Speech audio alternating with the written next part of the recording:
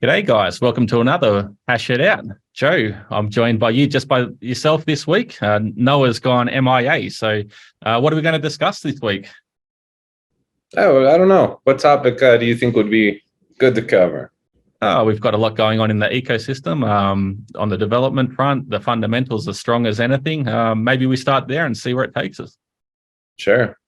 No, it opens a good point of discussion, like fundamentals, right?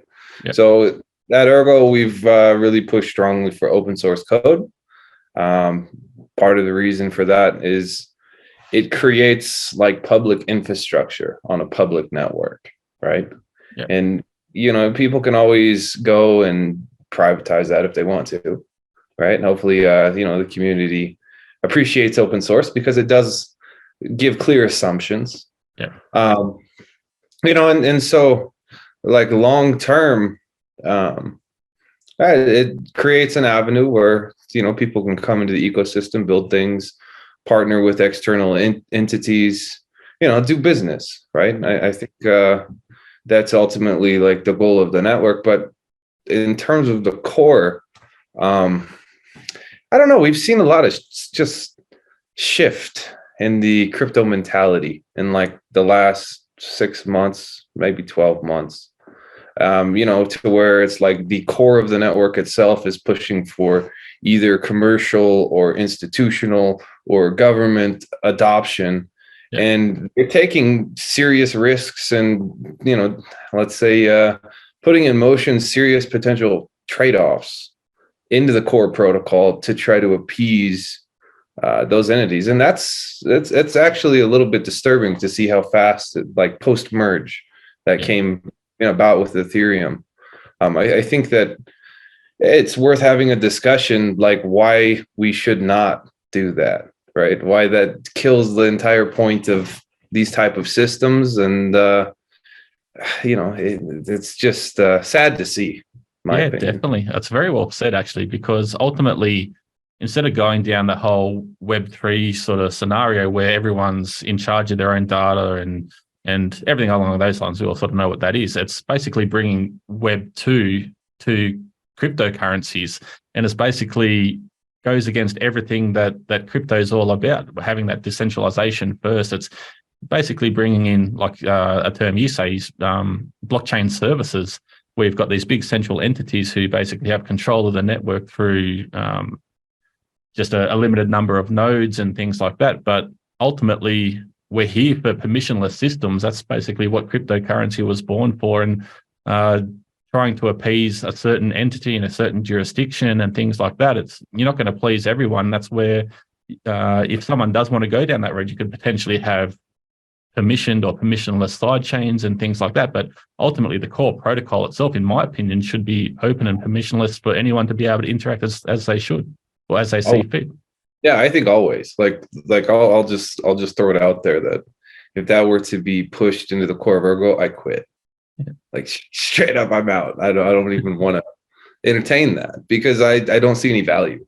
Like it is possible to build an application and potentially build the type of service that you need that would be compliant wherever you are. But, when you see those type of services starting to, I don't know, infiltrate the core of protocols, and then you get, censorship potential. And, I have to ask the question, what's the difference between that and PayPal? Exactly. And that's what it comes down to, in my opinion. You've got a centralized service that basically can interact and transfer funds of value, and you might have some perks like, say, NFTs and all that sort of thing that make it kind of somewhat fun. But ultimately, it's not a cryptocurrency at the core. It's basically a blockchain service or a central financial service, like on TradFi sort of side. Yeah, and we're seeing a lot of the rotation in that direction. And why? Because you always hear these terms, oh, we want, commercial adoption, institutional adoption, government adoption, and that's all well and fine, right? I think ultimately, if that does come to fruition, it'll end up, on layer 2 anyway, right?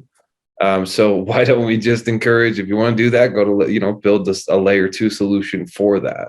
Yep. Versus, trying to shift the entire core assumptions of protocols is frankly insane, right? I get that it's sexy marketing and people love it and da da da da da, but like from a fundamental view, it's a problem. Yeah, because even look at you did mention Ethereum post merge with the censorship that basically being OFAC compliant for the number of sort of validators on their side of things. I think is the majority of the network, over 51% now, are censoring transactions, and to comply with that OFAC sort of what's the term I'm looking for? The sanctions and things like that throughout the world. So it's kind of scary paradigm, because ultimately that's just one scenario. They can basically sort of try and censor a certain application, or try and, if say someone who has the majority of the validators in favor of their application, they can censor another ones, and yeah, it just opens up a messy sort of scenario. Yeah, it does. Luckily that's not our problem, right? But it's fascinating to watch, and sometimes when I see like I don't know, I've been around the crypto space for a while, right? So even if you go back to like 2015, you are still hearing the same: we're going to get institutional adoption, we're going to get commercial adoption, we're going to get government level adoption.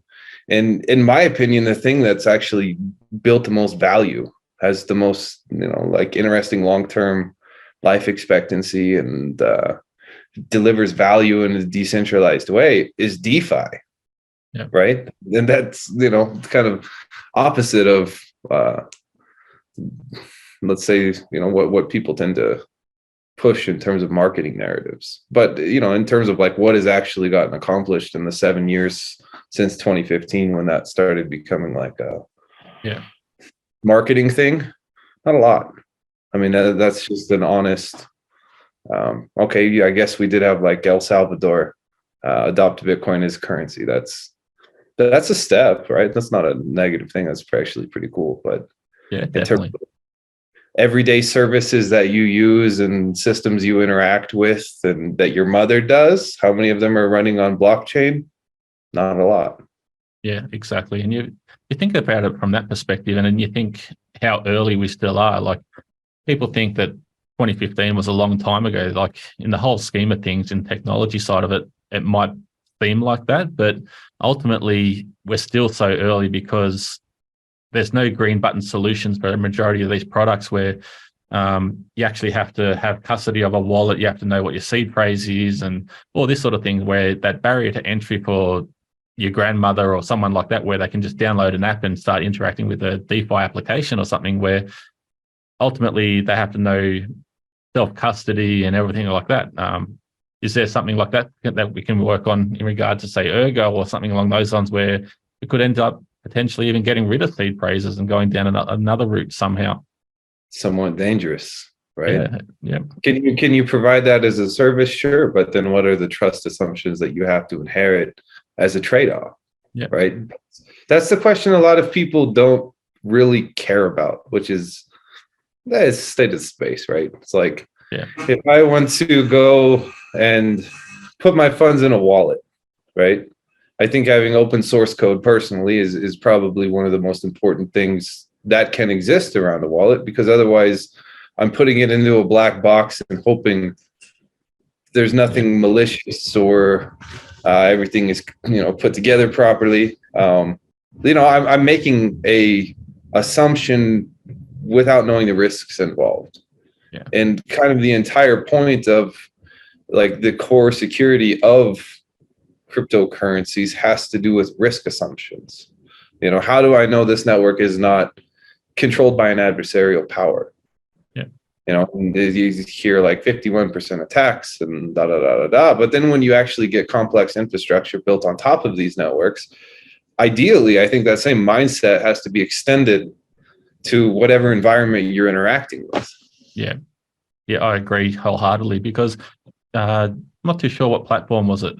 Was it Solana, where we saw that wallet hack? It was a closed source wallet, and ultimately they were storing your private keys or the seed phrase on a server unencrypted. and someone got access to that. So you know what I mean? Like, who knows what was happening on the back end, and ultimately someone found an exploit and took advantage of that. Yeah. The only assumption you have to make in that situation is I'm trusting this third party. And the whole premise of these networks originally was to basically remove that intermediary. And, now it's shifted to where, there are a lot of systems that are kind of quasi crypto. Okay, they're encrypted. They have some kind of shitty security assumption, right? But usually it's, I don't know, you could look at like Binance Smart Chain. 20 more validators, who knows who they are, and whether they could collaborate, or like how decentralized, distributed, what are the assumptions? You don't really know, right? Yeah. But they have a token and it burns and stuff, and they're going to buy it back, so it's sexy to trade, right? Yeah. People don't care about core assumptions anymore, and that's okay. Like, they have to take their own risk, and if they did use the closed source wallet on Solana and lost their funds, well, there's a lesson there. Yeah, and it's often the lesson is taught the hard way as well, where ultimately people end up losing their funds. And we saw with the downturn in the market with platforms like, say, Celsius and things like that, where you don't have custody of your coins. It's basically you provided custody or handed custody over to a different service. And we all saw what happened there. It's kind of good in a way. It's a hard lesson to learn, but I think it highlights the fact that people should sort of consider these self-custody options. Well, not your keys, not your crypto. Yeah. Just that simple. Like, that should be a very basic assumption everybody understands. Those of you that are watching this, have your private key, don't lose it. Right? You'd be shocked at the amount of people that show up and they're like, well, I lost my private key because, well, who knows what the circumstance was, but got to be careful with that. Yeah. Just like to say also, there's a bit of caveat there also. It's not something that I enjoy saying, where people lose like a considerable amount of money and often life savings, and people may not be in a position where they could have had that money to lose. And ultimately it comes down to risk management and everything like that. But ultimately it's a sad state where people do sort of come out of that scenario, and like people take their own lives and all kinds of things like that, which is very, very sad to see. Well, you can't even quantify risk management if you can't see what you're interacting with. Yeah. That's actually one of the reasons why it's been fascinating to watch this year, particularly, where all of these TradeFi solutions kind of went tits up, and the DeFi side was fine. Why? Because you can see where people's collateral positions are. You can understand risk because it's transparent. Yep. So personally, I think longer term, sure, you may have commercial, solutions, institutional solutions, government solutions on layer 2. That's all fine and dandy, and we have tools that can support that when and where it makes sense. That's probably the reason why we don't see too many of them, because you have to ask, why is a blockchain more performant than a database, and why would they want distribution? And I guess that's a use case you have to kind of fill in the blank. But on like the DeFi side, a lot of the things that I know Alex is most excited about, and myself too, actually have to do with like counter economic frameworks. Yeah. Local exchange trading systems, the idea of chain cash, where you have kind of a spender signed currency. Yep. Like those are really unique ideas that move us into a direction to potentially, I don't know, help people. Yeah, like definitely. Make not just about the moon and speculation and token value go up, but actually try to deliver decentralized financial tools that are useful. Like that. That to me is most important. Yeah, I think that's probably one of the biggest things in regards to, well, what I've noticed in the transition from the crypto market from, say, the last cycle of, say, what was the top, the 17, 18, whatever it was, and to what it is now. It was basically that whole speculation side where people are coming into crypto and basically just trading and wanting those large returns and not sort of worrying about the underlying infrastructure, the protocols, the underlying use cases like counter economic tools and things like that, where you can see things benefit people around the world who may not have the financial instruments to better themselves and maybe even lift themselves out of poverty. The Let's is interesting, but then also you did mention Chain Cash, and that's something that Alex has sort of dropped on us recently. Is that something you want to sort of elaborate on? Sure. It has to do with basically creating a chain of signatures that, you know, potentially could redeem the value of the coupon that you're moving around. Yep. No, just that simple. So you kind of have like a chain of title, so to speak. And, you know, potentially you could basically call the asset and it would go up the title chain to, you know, somebody that would repay that particular balance, as to where it's like a promissory note. And the theory would be that as the chain of title for each UTXO grows in length, there's a better assumption that somebody along the line of that chain could pay. Yep. It's an interesting concept, because it's kind of like an IOU in some respect, isn't it? Well, that's what money is. Yeah, well, yeah, exactly. What backs the dollar, right? The faith, right? Yeah, very Faith, true. you know, at least in that system, you could potentially see the chain of title of the dollar, right? Yeah. But, you know, you can't really redeem a dollar for anything in terms of like directly. Everyone will accept it on the open market, but, you know, in terms of like its actual backing, it's a piece of paper. Yeah, exactly. Yeah, it's fascinating to think, okay, what is money, right? That's even just that is a pretty high level question. There's a lot of complexities, you know, and if we could create, you know, more efficient, decentralized money, decentralized loans, decentralized finance, we could deliver a lot of value in ways that I do think that we could outperform the current system. That's an interesting point also. And I think it kind of ties in the way Ergo was designed as a settlement layer, ultimately having everything kind of basically have the L1 just basically being a settlement layer and building all these majority of tooling on top with the Let's systems and things like that. They could all be layer 2 and ultimately have faster transactions or near instant transactions, and who knows what sort of could happen there, and then basically have the core protocol layer as being a settlement layer. But the Let's is pretty interesting also. That's one thing that I'd love to see take off, but unfortunately I'm not in a sort of position here in Australia where a lot of people would kind of go down that road, whereas in a developing country I think it'd gain a lot more traction. It's hard to say. In my opinion, it's hard to say, because in a way, I don't know, the cost of living has, in even developed society, has forced this certain type of like gig economy where people have to, you know, they have like side hustles that they have to do to make ends meet, right? And yeah, the basic framework of a Let's is somewhat similar to a gig economy. Yeah. And it's just a different medium of exchange that's being transacted, basically. Different credit system, but it's actually somewhat similar. So who knows? You know, there may be some use case for that.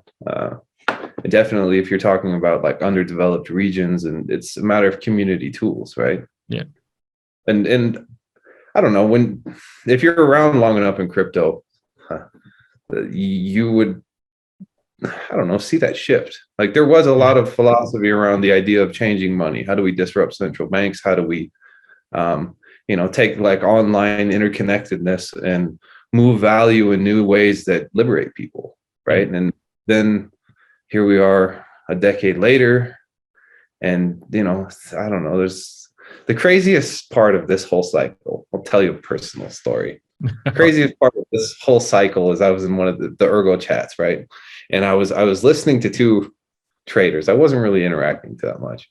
And they were arguing like which third or fourth or fifth tier dog coin. Like we're not talking Dodge, we're not even talking Shiba. We're like Elon's dog's mother versus Floki dog, you know, and they're having this argument over which one is going to, you know, basically rise faster. And I'm thinking like this is some kind of like crazy horse racing with tokens, right? But is what, and the funny thing is, collectively, one of them was right? Yeah. There's enough articles and Reddit forums and just random shit out there to drive retail that one of them was right. Yeah. I'm just scratching my head thinking like, this is so bizarre. Yeah. It kind of plays into the discussion of being on fundamentals also, because ultimately, what would be the fundamental sort of analysis on that perspective? You've got a third or fourth tier dog coin up against a third or fourth tier, I don't know, dog coin's mothers, uncles, sisters, aunties sort of thing. And yeah, it's just wild to me. So I get that that's something that retail has been sold on, right? It's like some kind of centralized speculation and, what's going to go up more. And, it's what it is, right? The thing that interests me the most is, let's go back to core principles. How do we deliver value through the internet in a distributed way that helps people and kind of changes the game in terms of how people transact, how, basically credit is scored and potential liquidity is accessed. And, let's see if we can do something good, right? And who knows, maybe some people do win by betting on the fourth, tier dog coin, but it's also a zero-sum game to where, a proportionate number of people lost their money just for the one guy that won, right? And that's the thing that people don't realize in trading, because ultimately, for there to be a trade, you need someone on the other side to lose for you to win. And that's basically what it comes down to. So you're taking money off someone else and vice versa. So, it's a lot of things people don't sort of realize. Like, yes, you can become filthy rich if you get into a fifth tier dog coin at the right time and you hold throughout, and you have that conviction to sort of to see things out. But it's not to say that the only reason why you do that is because, or you do become successful financially, is because you've actually taken from someone else. Yeah. When I was in Vegas, I had the opportunity to meet some guy came up and he's like, "Hey, I'm on YouTube." And I was like, "Oh yeah, what's your name?" And he's like, "I'm the shitcoin millionaire." I laughed a little bit.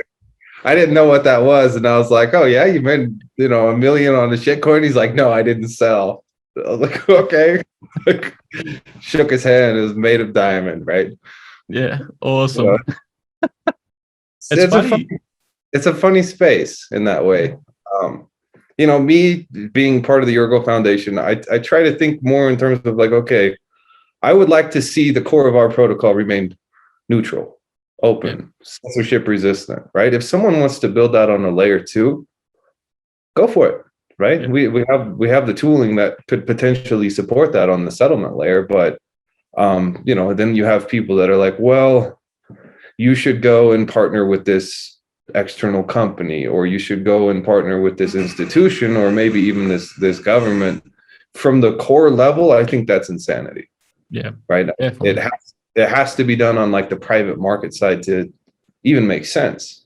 Yeah, definitely agree there. And it's just on that sort of speculation sort of side of things. I was at a conference recently at the Gold Coast here in Australia, and people were talking about all these different things and trading shitcoin X for shitcoin Y, and basically I'll join a conversation and just ask them questions around sort of like the core assumptions and things like that, like the fundamental side, but people don't really process. And the amount of looks that I had, it'd be priceless. I should have taken a lot of photos and things like that to see people's responses in regards to sort of when you do address a first principle or question someone on that sort of side of things. And people often have never considered it. They're just in here for the speculation side, but that's just one aspect of crypto now. Yeah, from my perspective, the things in a way that interest me the most are shifting the paradigm away from the zero-sum game mentality in some degree. Yeah. Like if you look at a Let's currency, there are some profit potential there, especially if you organize a community that then needs credit or that type of thing. Yeah. But it's more about the value that you're delivering, not the return, I guess. Yeah. You know, and so those are the things personally that interest me the most about this space. If it were all, you know, frank dog coin versus, you know, some other one, yeah, I don't know. I'd rather go to a casino, they serve free drinks, and it's I'd play cards instead, right? Yeah. Or you have that opportunity shortly with Night Owl. Yeah. Yeah. Are they going to have poker one day? Hopefully. It's dangerous. Yeah, it'll be you find all the degens on there and the blackjack and poker tables, roulette. Yeah, don't risk what you can't afford to lose, right? Most important. So you did mention obviously going down that scaling sort of side of things onto L2 and things like that. What sort of Ergo set up for in that respect, and to be able to sort of support L2s in that respect, so side chains and other sort of scenarios? Sure. So first thing you have to recognize is that scaling on Ergo probably is going to be a little bit more efficient because it's the UTXO model, which means you have local state, right? And you can scale from local state a little bit more efficiently.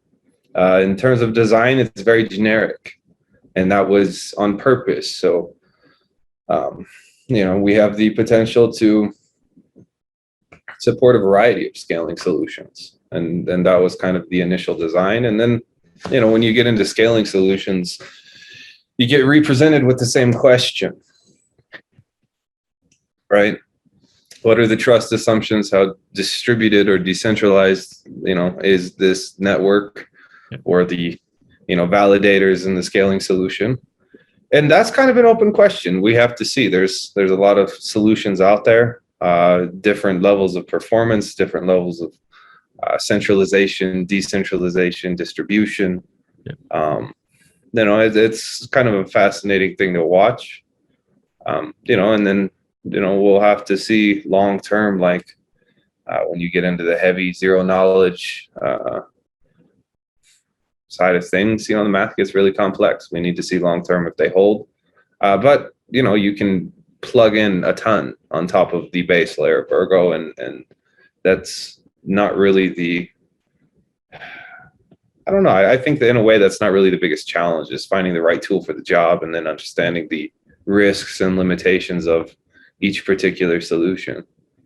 Yeah, no, that's a good way to put it, actually. Is there's not a one scaling solution that fits all scenarios. Like a certain DApp could be wanting to utilize something that it's like fitting a square peg into a round hole, sort of, from a scaling solution.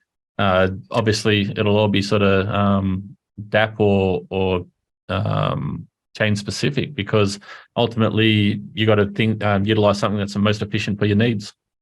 Yeah, and you know, if you get into like the theoretical side, there's a lot of, I don't know, interesting ideas you can come up with in terms of like how could you distribute or decentralize sequencing on layer 2. Who knows? Maybe useful proof of work would be an interesting thing. Most L2s have a token anyway, right? Yeah. You know, so there's a lot of, I don't know, open questions, which is a good thing. You know, it's still somewhat of a green area. It hasn't been around that long. I'm sure as time goes, we'll learn, and having flexibility in the core protocol in terms of what, you know, can be built on top of it is most important at this point. Yeah, you mentioned state, like being a local state with UTXO. What's the difference between a local and sort of a global state, like Ethereum, Sure. for instance? I had to explain this a lot, actually, when I was in conferences recently.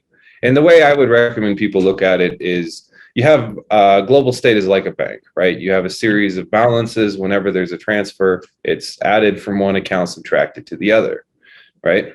That's kind of the account model. Yep. Then you can go to the counter at the bank and you can get cash. And when you are transacting with cash, you're doing it locally. Like I hand you a 20. You know, I don't need to worry about what is in everybody's balance for me to hand you a 20. That's a local transaction. And so UTXO is like every transaction is a one-time unique bank node, where, you know, in a actual transaction, I end up paying you, and then I pay the miner a little bit. And then if there's any change, you know, I get change back from you. Yep.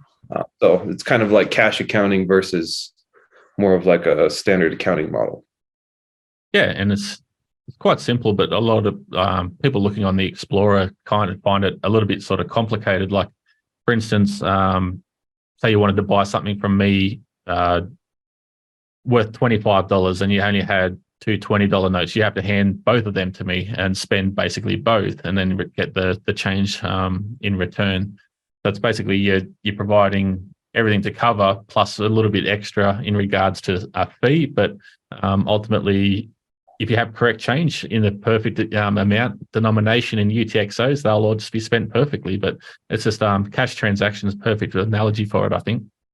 Yeah, it's kind of like some weird hybrid in a way between like a cash and a check, to where I always spend all of the money in that box and then I get a custom banknote back that whatever the remainder is, right? Yeah. Yeah, So there, that's where it kind of throws people, because cash is a little bit more modular, and UTXOs are basically custom. Yeah. Instead of getting perfect change of say a 5 and a 10 or something like that, you get a $15 note in return. Exactly, and a $15 note doesn't exist, right? Yeah. So it can be a little hard to process. Yeah. But in terms of scaling, I do think that having local state makes things a bit simpler in terms of managing the complexity. Yeah. Yeah, because the UTXO is basically, well, it's a one-time immutable object, so it exists or it doesn't. So if you're dealing with something that's unspent, then it's unspent for that transaction to occur. And I think that's the difference between being global and local. If you're trying to do something global, something external to your transaction can actually make that transaction fail. And ultimately, then you burn your gas and away you go, sort of thing. But being local, you can sort of assemble the transaction off-chain, verify on-chain, and away you go. Yeah. So it'll be fascinating to watch. In terms of the development of Ergo, being flexible, I see a lot of, let's say, macro development in the crypto space. And, a lot of it is the same. Like, that's not popular to say, but, it's like a decentralized exchange, some kind of NFT thing. And those are good. They're like core to some kind of ecosystem, but in a way they're all the same, right? Yeah. It's recreating what has already been created on a new network. And, it's useful, right? But it's not necessarily like game changing, revolutionary. Yeah. It doesn't really, it does add like something that's new and exciting and useful, but it's not like certain magic, I guess. Yeah. And so for me, like, one thing I sit back and I question long term, like, okay, when are we going to see more frameworks that are built to really harness the extended UTXO model, Yeah. right?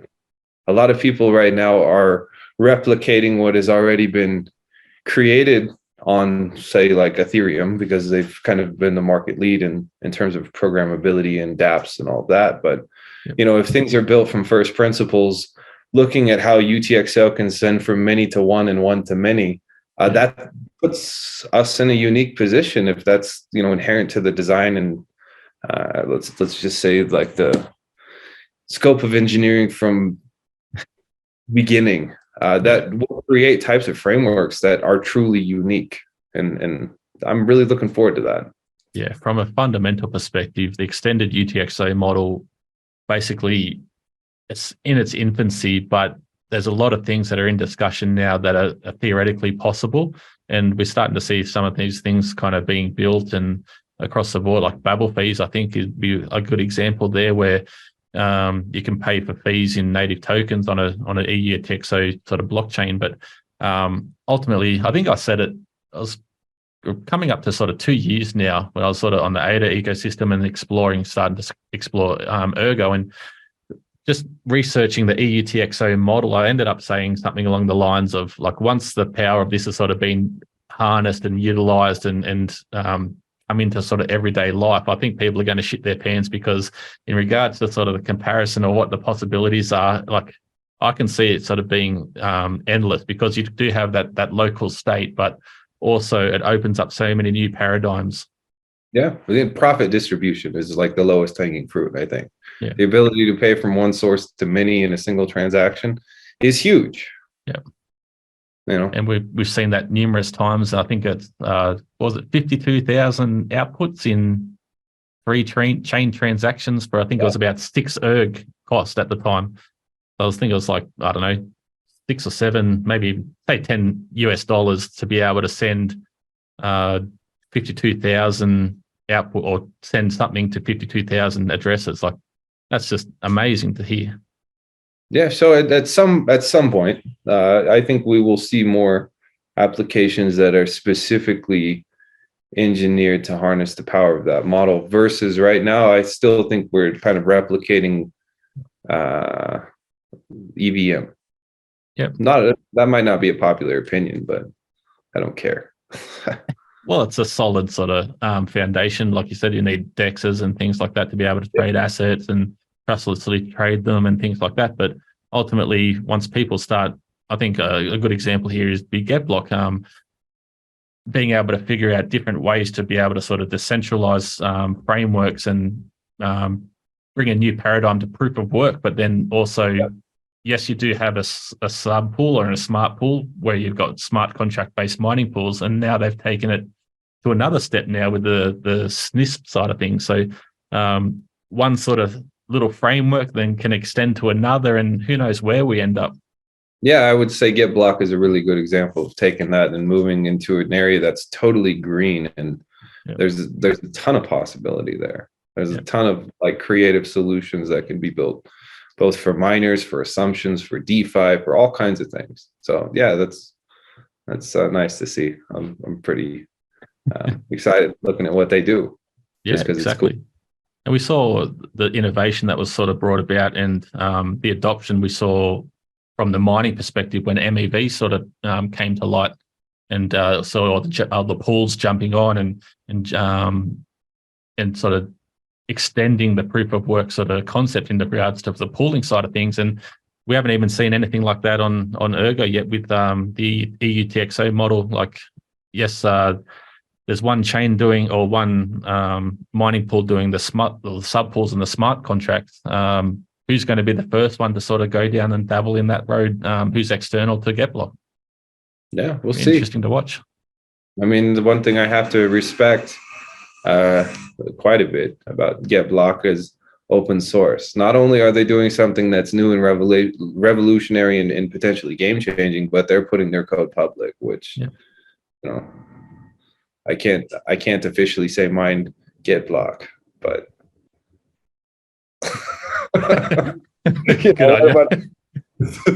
yeah, well, they're bringing innovation to something that hasn't ecosystem. Yeah, you know, they're investing in the ecosystem. I would love it if you know, I have two and 2 miners and, you know, all the other pools invested in the ecosystem. But you know, right now they kind of are comfy, so not much changes. Yeah, well, it's only a matter of time, in my personal opinion, to see something like that come to light, because like you say, just using the GetBlock guy as an example once again, they not only have the smart contract pools, the SNIP side of things, but they've also invested in scaling solutions, which multiple projects now are utilizing. Like, that's just one or multiple sort of scenarios there that you can kind of think about that have come to light just from one project. So think about how many things will sort of come to light in the future when more projects are sort of start innovating and having these open source frameworks, and people can utilize and run with them and contribute. And we'll start seeing that snowball effect accelerate pretty quickly.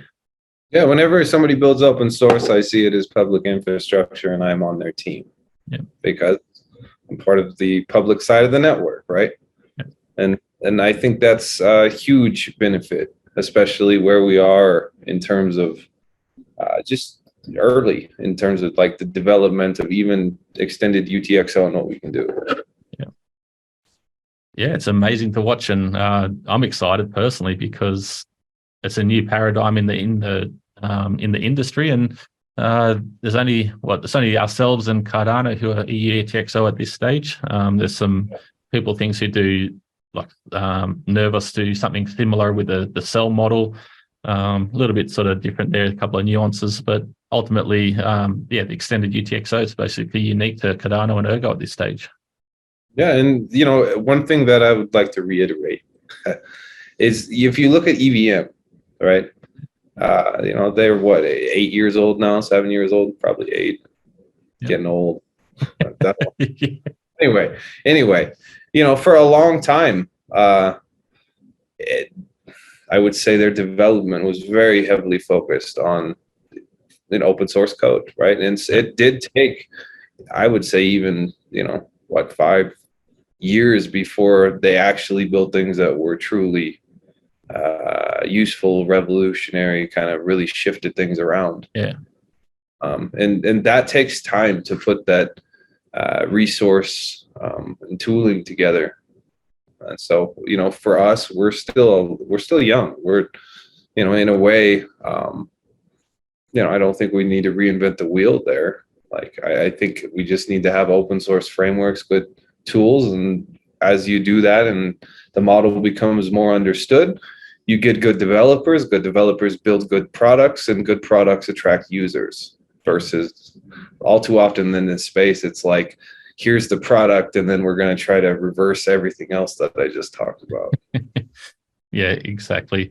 And it's kind of somewhat boring stage in some respect, depending on what side of the fence you're on. If you're on the development side of things, it's probably really exciting, or it is really exciting being able to explore these new sort of scenarios and products and things like that. But from a user's perspective, it may be sort of a lot more research driven, and it's not sort of sexy things to follow and things like that, like where you can't really market a white paper, for instance. I think a lot of people might have tried that in the past and see that speculative side, but ultimately it's not the sexy things, but ultimately it does feed into the end users products that they utilize at the end of the day.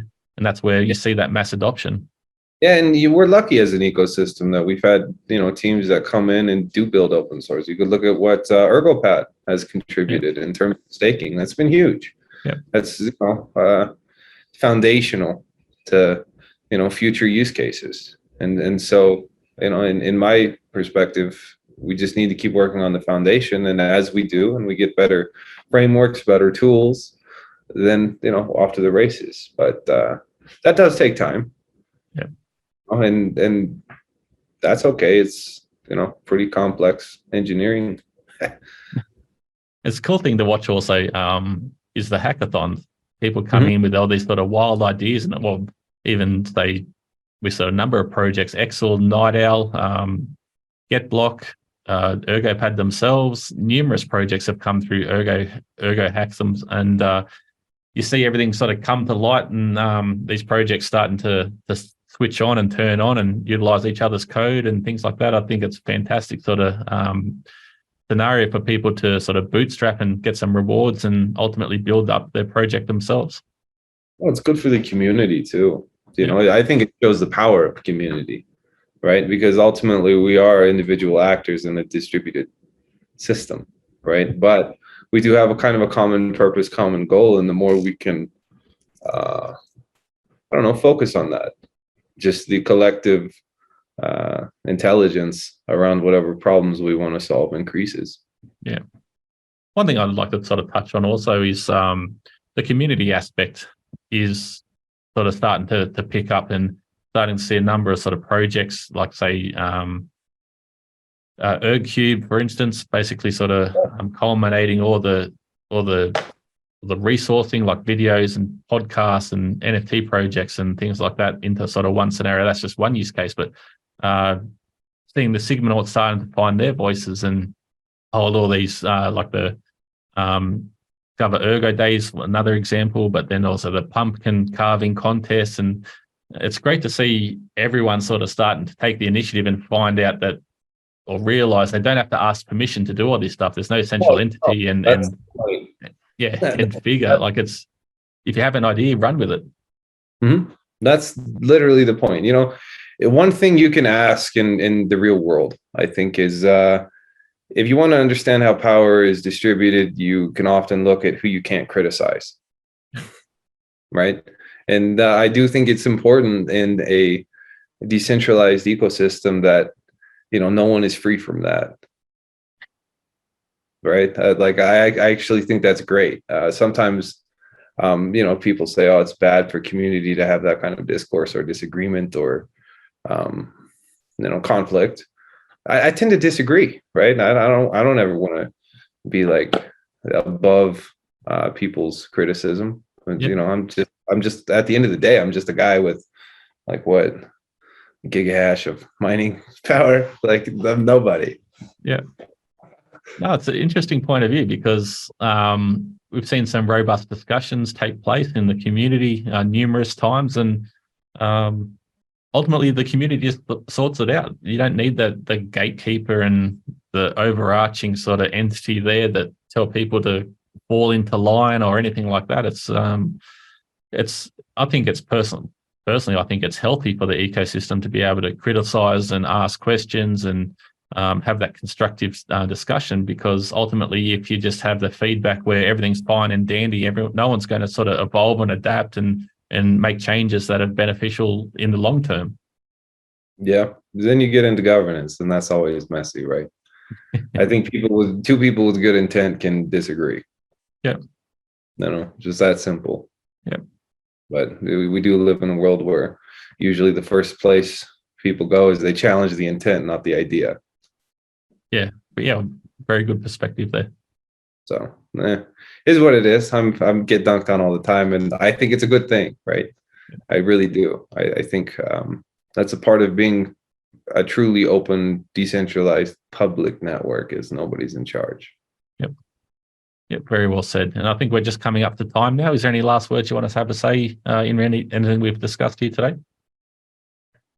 Well, happy trails, everybody. That's about it, Yeah, very well said. And just on the fundamental side, just in regards to Ergo, I think we haven't seen anything stronger. We've had a couple of pretty significant price rallies in regards to like the TA side of things, but from the strength of where we are as a community and an ecosystem now, we're miles in front of where we were sort of when all that happened. So we're starting to see all the community development come through. We're starting to see Node 5.0 improvements be initialized shortly. We've seen governance things take place with the hard fork and EIP27. Like, I think it's we're in a good position here at Ergo in regards to sort of the fundamental side of things. Yeah, if you look at it from like pure functionality, the network is doing great. Yeah. If you look at price, it's always jagged to the right. Exactly. Inevitable. So it is what it is, and markets will be markets, and ultimately not reflect the value that others can see. But that's where people who do fundamental analysis, they can often front run those who do solely trade like TA analysis, and the reward then is often larger because you just have to be strong in your conviction and trust your research, and ultimately see things through, because that's where the fruits of your labor sort of come to light. And on that note, let's wrap things up, mate. Yeah, it's been good. I think we had a good discussion. Covered a lot of stuff. Yeah, definitely. Sort of a bit of a random sort of scenario we had today where we just sort of just let it fly and see where we went. And I think it was a very fruitful discussion. So yeah, cheers, mate. Thanks very, very much once again. Yeah, happy to be here. Cheers. All right, guys. Well, thanks very much for watching. Take care, everyone. Have a good one.